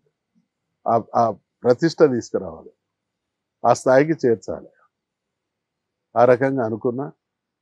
నేను ఫస్ట్ ఎమ్మెల్యే మా కమ్యూనిటీ. అప్పటి వరకు రాజ్యాధికారం తెలుగు రాష్ట్రాల్లో మీరు ఫస్ట్ ఎమ్మెల్యే. నేను అంటే మా కమ్యూనిటీలో ఒక ఆయన ఆంధ్ర నుంచి ఎప్పుడూ ఉన్నట్టు, కానీ తెలంగాణ విషయానికి ఓకే ఆ రకంగా అయితే అది నేను నిర్ణయించుకున్నా. నేను నా కులాన్ని రాజ్యాధికారంలో లేని కులాల జాబితా నుండి రాజ్యాధికారం అవకాశం పొందినటువంటి కులాలలోకి తీసుకురావాలని అనుకున్న, పాలిటిక్స్లోకి వచ్చిన పనిచేస్తుంది. ఎట్లా ఎన్టీఆర్ని దగ్గరికి చేరుకోగలిగినంటే, ఎన్టీ రామారావు గారు నల్లపురెడ్డి శ్రీనివాసరెడ్డి గారిని మంత్రివర్గం నుంచి బర్తరఫ్ చేశారు. ఆయన అప్పుడు రెవెన్యూ మినిస్టర్, నెల్లూరు ఆయన. బర్తరఫ్ చేస్తే ఆయన మొత్తం ఆంధ్రప్రదేశ్, తెలంగాణ అంతా తిరుక్కుంటూ వచ్చింది. ఒకరోజు ఆయన వచ్చేటువంటి క్రమంలో మా పరకాలకు వచ్చింది. పరకాలకు వచ్చింది నాకు తెలిసింది.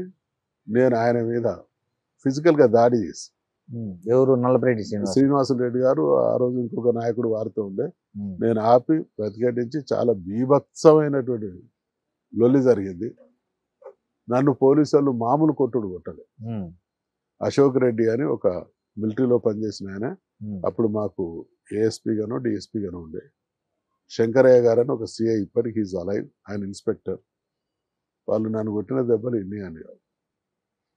తర్వాత ఎట్లా తెలిసిందో కానీ ఎన్టీ రామారావు గారికి తెలిసింది. ఆయన నన్ను పిలిపించుకున్నాడు. నన్ను పిలిపించుకుని ఏం జరిగింది బ్రదర్ అంటే వివరణ ఇచ్చిన. ఆ రోజు కూడా నాకు చాలా బాగా గుర్తున్నది. ఈ బాలయ్య బాబు బిడ్డ బ్రాహ్మణి, ఇప్పుడు లోకేష్ బాబు భార్య ఉంది కదా, ఆమె నామకరణానికి పోతున్నాడు ఎన్టీ రామారావు. ఓహో. ఆ రోజు తను నామకరణం చేయబోతున్నటువంటి రోజు నన్ను 1 గంట వరకు చేరుకోవాలని నాకు మెసేజ్ ఉంది. నేను వచ్చే వరకు 3 అయింది. ఆయన 5 o'clock ఫ్లైట్కో ఏదో పోవాలి. ఒక ½ an hour నాకు టైం ఇచ్చింది.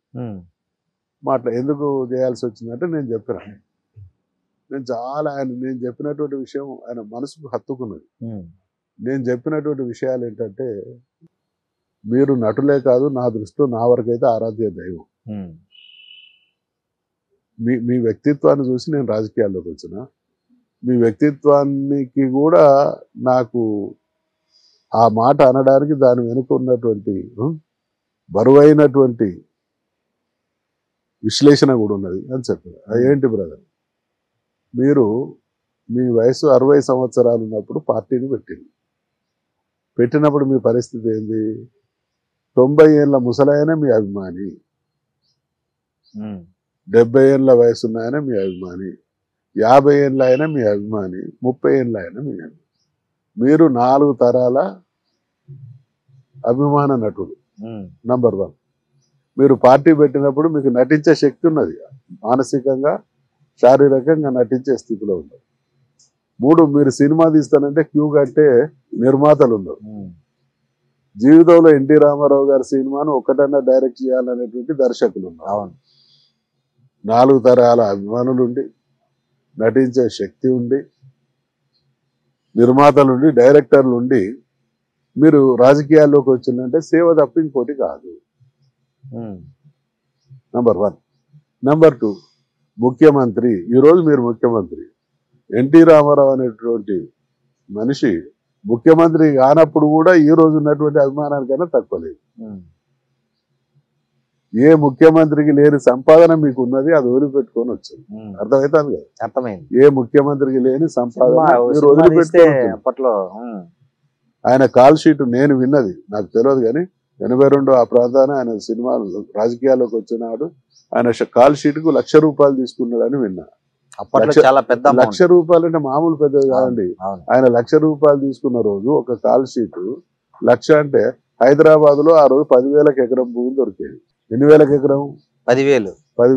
రోజు 10 ఎకరాలు వస్తాయి. రోజు 10 ఎకరాలు. 10 ఎకరాలు అంటే ఎన్ని వందల కోట్లు ఇవ్వాలి? అంటే అటువంటిది వదులుకొని వచ్చింది కాబట్టి నిజాయితీగా మీరు ప్రజాసేవ కోసం వచ్చిండు. ఇది ఒక భాగం. నేను ఎమ్మెల్యే కావాలనుకుంటున్నా, రాజకీయాల్లో ఉండాలనుకుంటున్నా. నల్లపరెడ్డి శ్రీనివాసరెడ్డి గారు వచ్చి మీ ఇమేజ్ ఆడ ఖరాబ్ చేస్తే మీకేం కాదు, 294 నియోజకవర్గాలని ఓ 10 ఎక్కువైనా తక్కువైనా మీరు ముఖ్యమంత్రి అవుతారు. కానీ మా ఏరియాలో పార్టీ పరువు పోతే నా బతుకు తెరువు పోతుంది, నా భవిష్యత్తు పోతుంది. అందుకనే నేను దాడి చేసిన మాట వాస్తవం.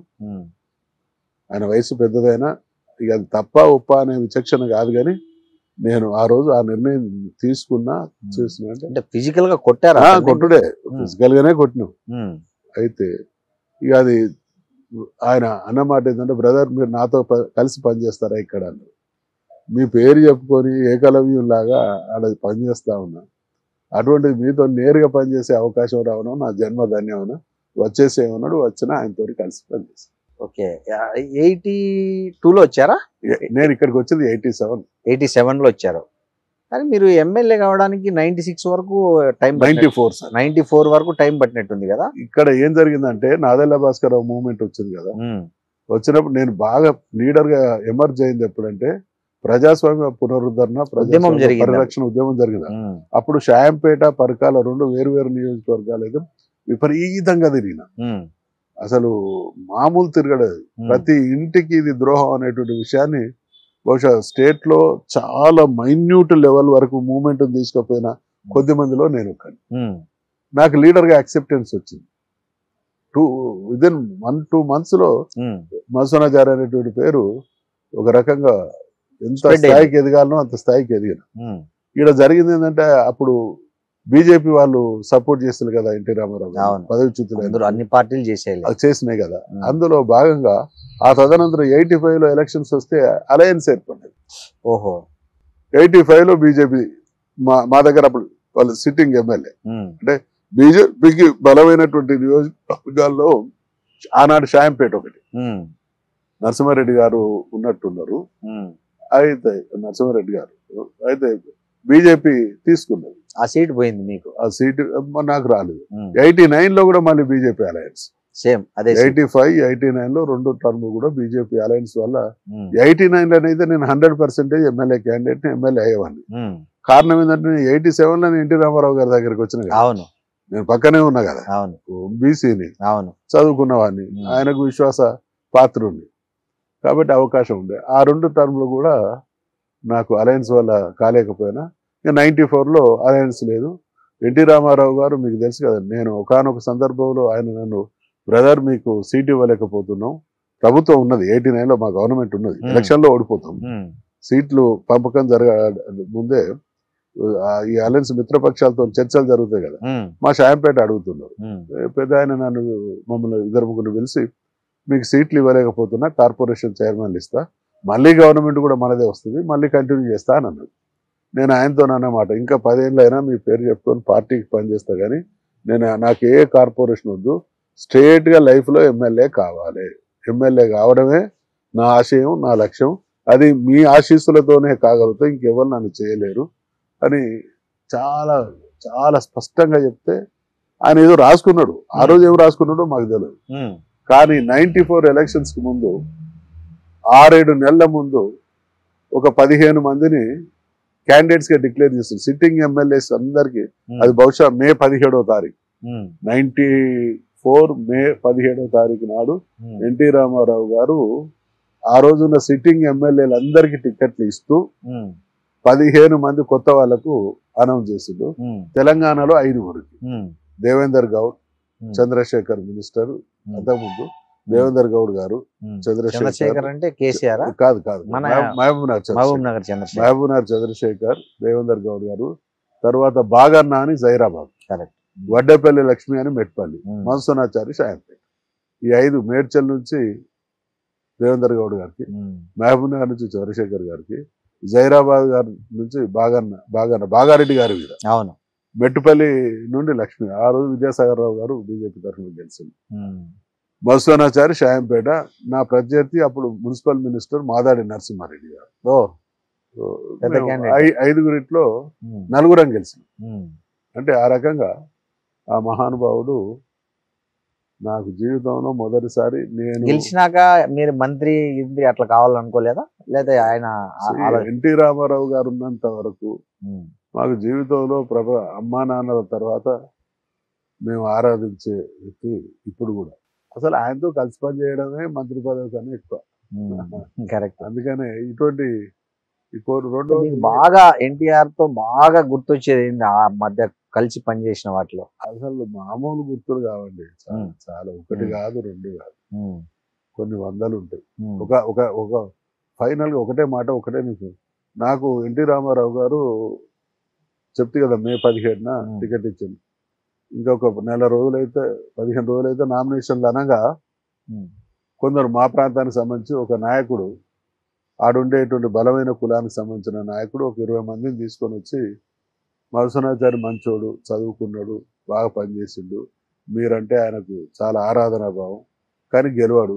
నరసింహారెడ్డి గారు మంత్రి, కమ్యూనిటీ పెద్దది, డబ్బులు పెద్దది, పవర్ ఆయన చేతిలో ఉన్నది అంటే ఆయన చెప్పిండు, నేను ఇటువంటి వాళ్ళని ఎంకరేజ్ చేయడం కోసమే పార్టీని పెట్టిన, నువ్వు పనిచేయి, నీకు కూడా అవకాశం ఇస్తా, కానీ ఇప్పుడు నేను మార్చడం నేను పార్టీని పెట్టడం అనే మూల సూత్రానికి విరుద్ధం.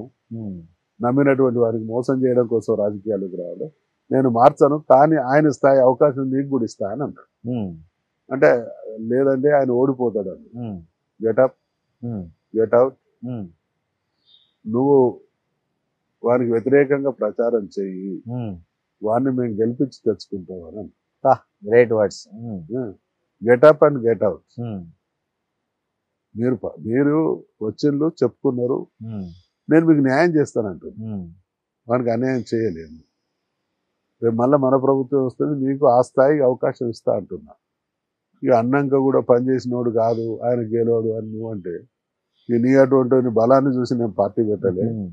ఇటువంటి వాళ్ళని నన్ను నమ్మి ఇటువంటి వాళ్ళు వచ్చింది కాబట్టి వాళ్ళను నేను అన్యాయం చేయడం నా నా రక్తంలో లేదు.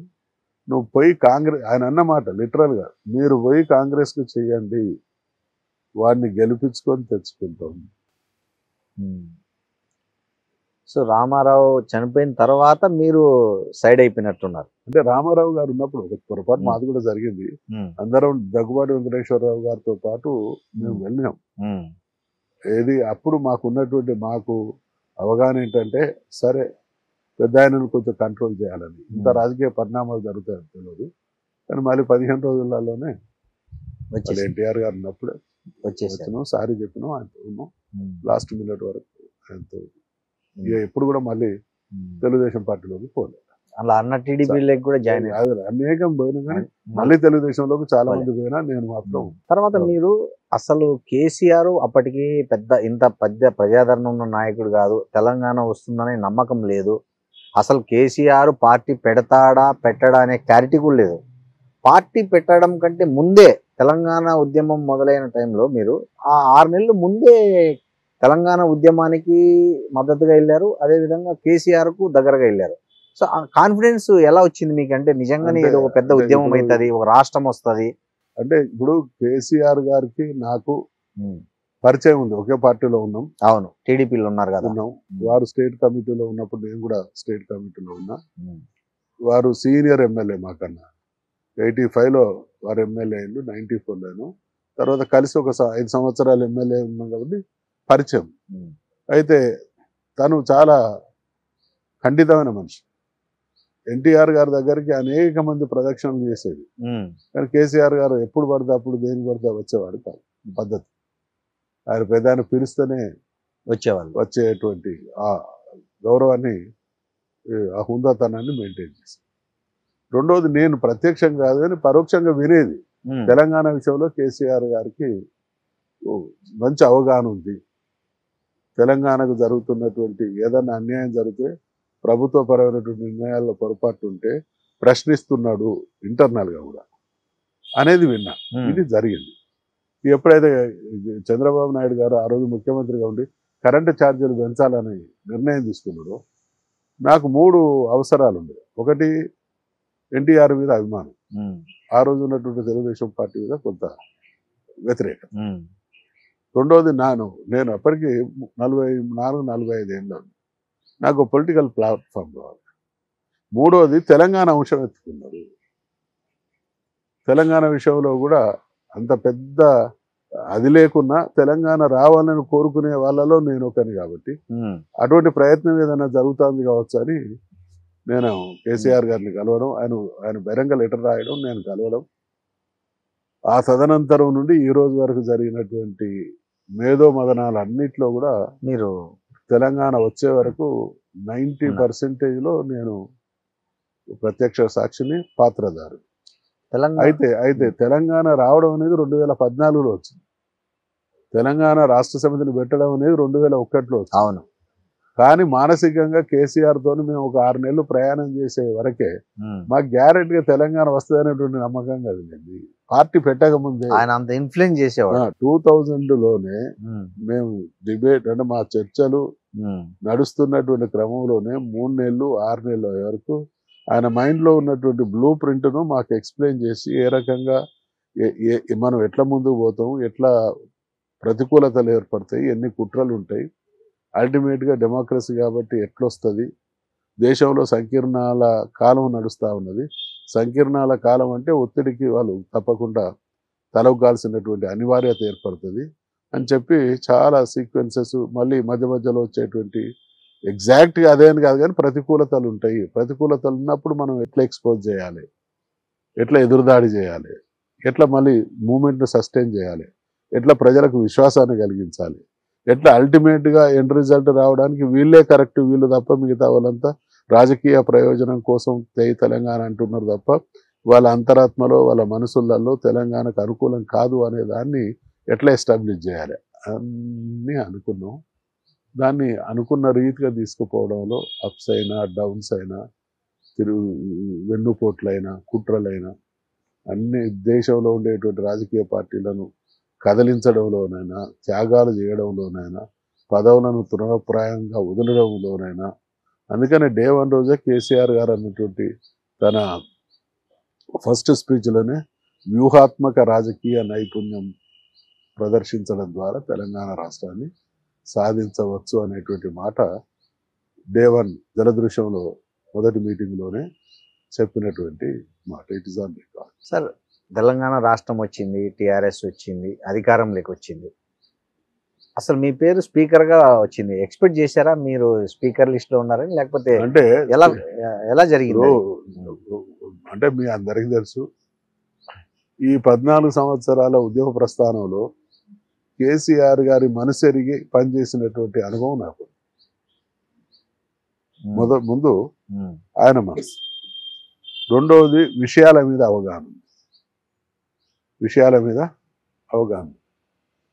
మూడు చట్టసభకు నేను ఒకేసారి ఎన్నికైనా 87 నుంచి ఎన్టీ రామారావు గారు ముఖ్యమంత్రిగా, కేసీఆర్ గారు ఉద్యమ నాయకుడిగా ఈ శాసనసభ, మంత్రి మండలి, చట్టసభ పనిని క్లోజ్గా చూస్తా ఉన్నా. నేను ఎమ్మెల్యే కాకుండా ఎన్టీఆర్ ముఖ్యమంత్రిగా ఉంటే ఆయనతో ఉన్నా అంటే శాసనసభను చాలా లోతైన అవగాహన ఉన్నట్టే కదా. కేసీఆర్ గారు ఆ రోజు అపోజిషన్ లీడర్గా ఉండి ఇక్కడ జరుగుతున్నట్టు అంటే శాసనసభ వ్యవహారాల పట్ల అవగాహన, వ్యక్తిగతంగా ఆయన మనసు ఎరగడం, మూడవది విషయాల పట్ల సమాజం తెలంగాణ మూవ్మెంట్లో చర్చించబడినటువంటి అంశం లేదు. వీటితో పాటు నా దృష్టిలో నేను చదువుకున్నాను కాబట్టి కొంత తెలుగు వస్తుంది, కొంత ఇంగ్లీష్ వస్తుంది, కొంత హిందీ కూడా అర్థం చేసుకుంటా. కాబట్టి వీటితో పాటు కొంచెం స్పీకర్ అన్నప్పుడు లాయల్టీ కూడా ముఖ్యమైంది. ఇవన్నీ వెరసి నాకు అవకాశం వచ్చింది. నాకు జనరల్గా ఎవరికైనా కూడా మంత్రి కావాలంటుంది. సారు అన్నాడు ఏదైనా పర్లేదు, నా ఆప్షన్ నువ్వు స్పీకరు. మొదటి స్పీకర్ హిస్టారికల్ చరిత్రలో ఉంటుంది, మొదటి ముఖ్యమంత్రి, మొదటి స్పీకరు. ఎవరికి ఆ అవకాశం రాదు. మళ్ళీ అన్ని విషయాలలో నువ్వు నాకు చేదోడు వాదుడు ఉంటావు.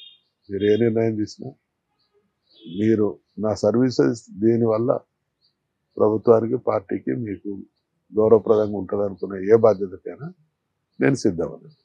అలా సెకండ్ టైం కూడా మళ్ళీ స్పీకర్ వచ్చింది. అప్పుడు మీరు లేదు స్పీకర్, నేను ఓడిపోయాను కదా. పోచారం గారు పోచారం వచ్చారు సార్. మీరు ఓడిపోయారు. ఏ గండ్ర వెంకటరమణారెడ్డి అయితే మీరు ఓడిపోయారు, అతన్ని మళ్ళీ బీఆర్ఎస్ లో చేర్చుకున్నారు. అప్పుడు మీరు ఎట్లా ఫీల్ అయ్యారు? ఇప్పుడు నేను ప్రధానంగా పార్టీ శ్రేయోభిలాషిని, కేసీఆర్ శ్రేయోభిలాషిని. ఆయన తీసుకునేటువంటి నిర్ణయాలు తప్పకుండా మంచి జరుగుతుంది అనేటువంటి దాంతో ఏకీభవిస్తా. కాబట్టి అది పెద్దది. నాకు మళ్ళీ ఎమ్మెల్సీగా అవకాశం ఇచ్చింది. మళ్ళీ ఇమీడియట్గా నేను ఓడిపోయినప్పటికీ నాకు మళ్ళీ ఒక అవకాశం ఇచ్చింది. సార్, మీ ఊర్లో మీ తల్లిదండ్రుల పేరుతో మీరు ఒక హరితవనం ఏర్పాటు చేశారని, దాంట్లో మీ కుటుంబ సభ్యులు ఎవరైతే ఎంతమంది ఉన్నారో అంతమందితో ఒక్కొక్కరి పేరుతో ఒక మొక్క నాటారని విన్నాము. అసలు ఈ కాన్సెప్ట్ మీకు ఎట్లొచ్చింది?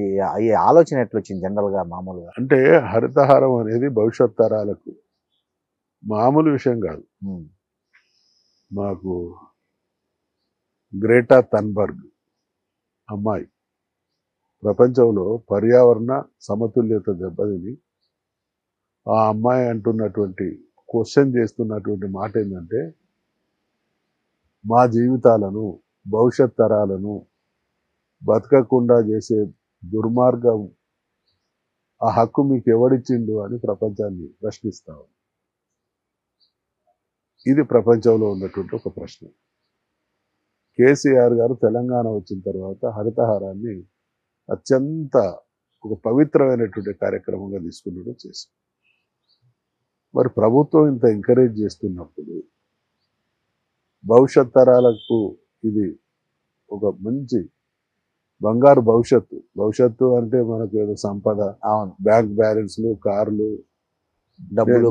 నేను భూపాలపల్లి నియోజకవర్గానికి శాసనసభ్యుడిగా స్పీకర్గా పనిచేస్తాను. మా దగ్గర 47-48 డిగ్రీల వేడికి పోతుంది. ఇప్పుడు ఆడ బంగ్లాలు ఉన్నాయి, కార్లు ఉన్నాయి, బ్యాంకు బ్యాలెన్సులు ఉన్నాయి కొందరు తల్లిదండ్రులు. మరి అది రేపు 50 డిగ్రీలకు పోతే వాళ్ళ పిల్లల్ని బంగ్లాలు కాపాడవు, చెట్లే ఈ బ్యాంక్ బ్యాలెన్సులు కాపాడతాయా, ఈ కార్లు కాపాడతాయా? కాబట్టి వాళ్ళని కాపాడేది పచ్చదనము. అందుకనే దాని నుంచి ఇన్స్పిరేషన్ పొంది ఇది ఎవరి అవసరం కోసం, ఇప్పటికన్నా భవిష్యత్ తరాల అవసరం కోసం కాబట్టి దీన్ని ఈ ప్రోగ్రామును ఒక బాధ్యతగా, ప్రభుత్వాలు ఇచ్చే పిలుపు కాదు, ప్రతి మనిషి తన బాధ్యతగా స్వీకరించాలి. అందుకనే ఇప్పుడు నేను మా బాధ్యతగా ఎందుకు స్వీకరించానంటే, ఇప్పుడు మాకన్నా పెద్ద తరం వాళ్ళు ఉన్నారు, నా తరం వాళ్ళు ఉన్నారు. ఇప్పుడు మా ఇంట్లోనే 4 తరాలు ఉన్నాయి. నేనున్నా, నా కొడుకున్నాడు, వాళ్ళ పిల్లలు ఉన్నారు, ఇక మా అక్కలు ఉన్నారు. మా అక్కల పిల్లలు నాతోటోళ్ళు. మరి వాళ్ళకి మనవరాళ్ళు వచ్చింది. ఇప్పుడు మా అక్క ఉంది, మా అక్క కొడుకున్నది, వాని బిడ్డ ఉన్నది, ఆమె బిడ్డ ఉన్నది. ఈ 4 తరాలు ఉన్నారు. వీళ్ళందరి పేర్లు రాసి మొక్కలు తెప్పించి వీళ్ళందరికీ వారం రోజుల ముందే ఇంటిమేషన్ ఇచ్చి ఇప్పుడు ఈ నిమిషానికి మా కుటుంబ సభ్యుల సంఖ్య 123, 124.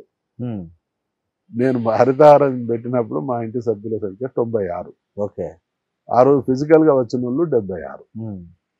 సో మొక్కలు నాటిల్లు ఉన్నాయి, బాగున్నాయి. ఇప్పుడు మంచి దాన్ని అంతా అంటే పోతుంటాయి, పోతే మళ్ళీ పెడతాం. ఓకే. ఎక్కడైనా ఒకటి పోతుంది, 100 పెట్టిన కాడ 20 పోతుంది, పోతే మళ్ళీ పెడతాం. సార్, రాజకీయాల్లో మధుసూదనాచారి అంతిమ లక్ష్యం ఏంటి? ఇప్పుడు నేను జీవితంలో నిర్దేశించుకున్నటువంటి మొదటి లక్ష్యం ఎమ్మెల్యే కావడం. రాజ్యాధికారం అనుభవిస్తున్నటువంటి జాబితాలో లేని దాన్ని రాజ్యాధికార జాబితాలో చేర్చాను. ఈ 2 అయినాయి. ఇక జీవితం అంటే మనిషి ఆశాజీవి. నేను నాదైనటువంటి ప్రయత్నం, నాదైనటువంటి సేవ కొనసాగిస్తూనే ఉంటా. ఏ అవకాశం వచ్చినా అది మహాప్రసాదంగా స్వీకరిస్తా. నాకంటూ నిర్దేశించుకున్నటువంటి లక్ష్యాలను దాటి ఎదిగిన ఇంకా స్పష్టంగా ఇదేదో కావాలనేది లేదు. కానీ అంత మాత్రాన 3 కోరికలు నాకు మహానుభావులు చెప్పిండు.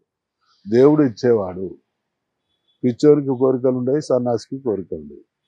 మనం ఈ 3 కాదు, దేవుళ్ళం కాదు, ఇచ్చేవాళ్ళం కాదు. కాబట్టి న్యాచురల్ గా కోరికలు ఉంటాయి. అయితే నా కోరిక, నేను అనుకున్న కోరిక, రాజకీయాల్లోకి వచ్చేనాడు నేను నిర్దేశించుకున్నటువంటి లక్ష్యాన్ని చేరుకున్న, నా అదృష్టం కలిసి వచ్చి ఎక్కువనే పోయినా. అంత మాత్రాన్ని ఈ ప్రస్థానం ఆగిపోదు. ఈ ప్రయాణం కొనసాగుతూనే ఉంటుంది, ఈ సేవ నడుస్తూనే ఉంటుంది. ఆ క్రమంలో ఏ అవకాశం వచ్చినా అదే మహాప్రసాదం కింద స్వీకరిస్తాం. మీ పిల్లల్ని భవిష్యత్తులో రాజకీయాల్లోకి ఎంటర్ చేసి తప్పకుండా వస్తారా? ఖచ్చితంగా. ఇప్పుడు మా కమ్యూనిటీ నుంచి మాకు బాధ కలిగేది ఏంటంటే, ఇప్పుడు దేశానికి 78 సంవత్సరాల తర్వాత ఒక ఆంధ్రప్రదేశ్ విషయానికే వద్దాం. ఇప్పటి వరకు రాష్ట్రంలో నల్లబాడి సూర్యప్రకాశ్రావు గారని ఎప్పుడో 50 years 60 years బ్యాక్ అయిందట. నేను ఆ మహానుభావుని పేరు తప్ప ఆ మనిషిని చూడలేదు. విజయవాడలో ఒక ఆయన ఏదో పెట్టినట్టున్నారు, ఉండొచ్చు, ఉండొచ్చు. నాకు వారితో పరిచయం లేదు, వారి పేరు పరిచయం. అయితే తెలంగాణ నుంచి వచ్చిన నేను మొదటి 120 స్థానాలు ఉన్నటువంటి తెలంగాణ అసెంబ్లీలో మా కమ్యూనిటీ నా లెక్కన, మా ఊళ్ళో 6-7% ఉన్నా అంటున్నాం, నా లెక్కనైతే 4-5% ఉంది. మాకు 6-7 ప్రజాప్రాతినిధ్యం రావాలి. ఉన్నదే ఒక్కరిని. ఆ స్థాయికి ఎదిగినటువంటి కుటుంబాలు ఒక 4-5 ఉంది. దాంట్లో మాదొకటి గ్యారెంటీగా రావాలని కోరుకుంటున్నాం. 3 పిల్లల్ని దించుతారా లేకపోతే అందులో ఇష్టం ఉన్నది ఒకరికే ఆయన వస్తుంది. థ్యాంక్ యూ అండి, మీ విలువైన సమయాన్ని, అభిప్రాయాలను మాతో పంచుకున్నందుకు thank you very much. Thanks sir. And for more videos, please subscribe to iDream. Please subscribe to iDream. Please subscribe iDream. And please subscribe to iDream. For more videos, subscribe to iDream. Please like, share and subscribe to the channel. Congratulations iDream. subscribe to iDream. Subscribe to iDream. So subscribe to iDream Media. iDream ki iDream team andarki huge congratulations. Please subscribe iDream Media. Please subscribe to iDream. Subscribe iDream. Please subscribe to iDream. iDream అంటే నా కళల channel subscribe చేసుకున్న నోరు తిరుగుతలేదు మీరైతే గంట గుర్తు కొట్టండి. For more such videos, please subscribe to iDream. Subscribe to iDream. Please subscribe to iDream. Please subscribe iDream Media. Please do subscribe to iDream. Please subscribe to iDream Media. For best entertainment and information, please subscribe iDream. And don't forget to subscribe to iDream.